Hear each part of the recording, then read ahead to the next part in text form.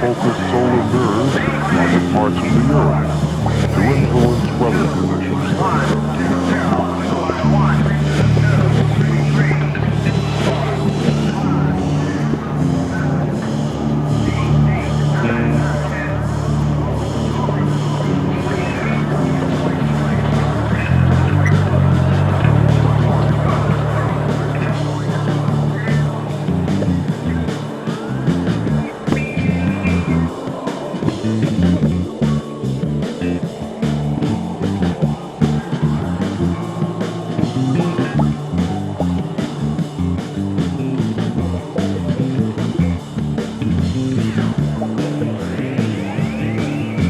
Already, many plans are being advanced for the coming age of man in space.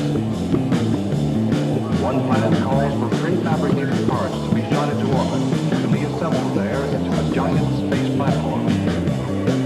It will include a great hollow reel about 250 feet across, pressurized inside with living quarters and working space.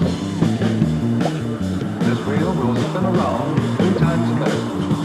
The force of this motion will furnish a kind of substitute gravity for the people inside.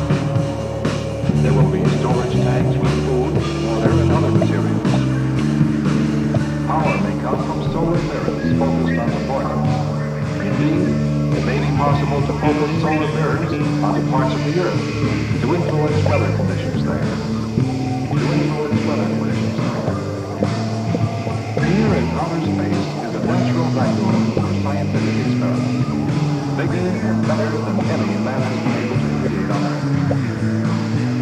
Here, beyond the interference of the Earth's atmosphere, is an ideal observatory that astronomers have long hoped for.